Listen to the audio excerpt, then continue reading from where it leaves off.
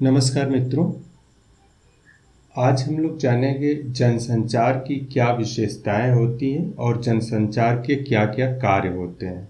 मैं हूं रजत कुमार। आइए प्रारंभ करते हैं। जनसंचार की विशेषताएं। जनसंचार के श्रोताओं, पाठकों और दर्शकों का दायरा बहुत व्यापक होता है। अगर आप रेडियो, टेलीविज़न या अखबार को अपने मन में बना करके रखते हैं कि ये जनसंचार के उदाहरण हैं, तो आप खुद इस बात को समझ सकते हैं। और इसी से संबंधित यानी श्रोताओं या पाठकों या दर्शकों यानी ऑडियंस का दायरा बहुत व्यापक होता है, तो समस्या भी आ सकती है, उसको एक विशेषता के रूप में भी आप कह सकते हैं। इसमें फीडबैक तुरंत प्राप्त नहीं हो पाता। अगर पाठक ने कोई सूचना या कोई समाचार पढ़ा तो उसके बारे में वह तुरंत बता नहीं सकता। यद्यपि कि अब इंटरनेट ऐसा माध्यम हो गया इस जनसंचार के अंतर्गत कि फीडबैक तुरंत प्राप्त हो सकता है, लेकिन ज़्यादातर मामलों में जनसंचार में फीडबैक तुरंत प्राप्त नहीं होता।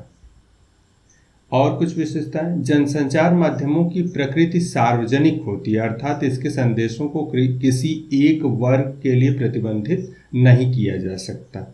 अब रेडियो पर कोई समाचार चल रहा है या कोई कार्यक्रम चल रहा है, तो आप ये नहीं कह सकते कि किसी खास वर्ग के लोग इसे सुनेंगे और एक खास वर्ग के लोगों को नहीं सुनना है। इसी तरह से टेलीविज़न या इसी तरह से अखबार या इसी तरह से इंटरनेट भी है। अगली विशेषता, जनसंचार में संचारक यानी जिसके द्वारा सूचना प्रसारित की जा रही और प्राप्तकर्ता यानी ऑडियंस के बीच कोई सीधा संबंध नहीं होता।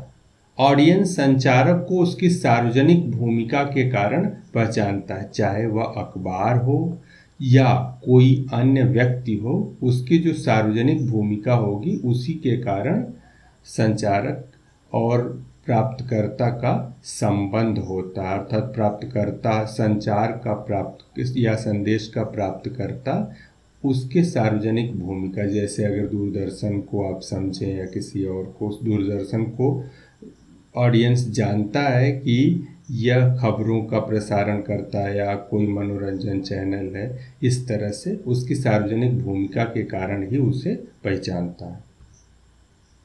जनसंचार माध्यम में बहुत से द्वारपाल कार्य करते हैं। द्वारपाल उस व्यक्ति या व्यक्तियों के समूह को कहते हैं जो जनसंचार माध्यमों में प्रकाशित या प्रसारित होने वाली सामग्री को नियंत्रित और निर्धारित करते हैं। यानी वे लोग जो ये तय करते हैं कि क्या प्रसारित होगा या क्या प्रकाशित होगा, उन लोगों को द्वारपाल कहा जाता है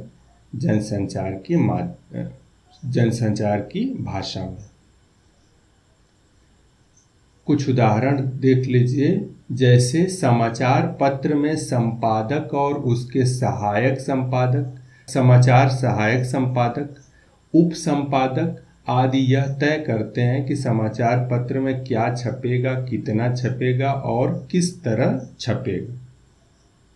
इसी तरह टेलीविज़न और रेडियो में भी द्वारपाल होते हैं जो प्रसारित होने वाली सामग्री को निर्धारित करते हैं। अब जनसंचार के कार्यों के बारे में जान लेते हैं जल्दी से। क्या क्या है कार्य? सूचना देना, शिक्षित करना, मनोरंजन करना, एजेंडा तय करना, निगरानी करना, विचार विमर्श करना। इसे थोड़ा सा और समझ लें। सूचना देना, आप खबरें पढ़ते, देखते या सुनते हैं, तो मुख्य कार्य तो सूचना देना ही होता है जनसंचार माध्यमों का। इसके बाद शिक्षित करना, कोई नई खोज हुई हो या किसी खास विषय से संबंधित सामग्री पाठकों को उपलब्ध करानी हो, तो ये जनसंचार माध्यम ही कराते हैं। मनोरंजन करना, आज बहुत से कार्यक्रम आते हैं, चाहे फिल्म हो, चाहे गाने हों, रेडियो पर या टेलीविज़न पर गाने हों या कोई और प्रसारण हो, रियलिटी शोज़ हों, तो ये सब मनोरंजन के अंतर्गत आते हैं। एजेंडा तय करना, किसी खास विषय पर देश या समाज की क्या राय होनी चाहिए, यह एजेंडा तय करना के अंतर्गत आता है। ये भी अखबार, टेलीविज़न या अन्य समाचार माध्यम या अन्य माध्यम करते हैं। निगरानी करना, विशेष रिपोर्ट या स्टिंग ऑपरेशन, इस तरह की चीज़ें आपने जो देखा होगा तो ये निगरानी के अंतर्गत ही आएंगे।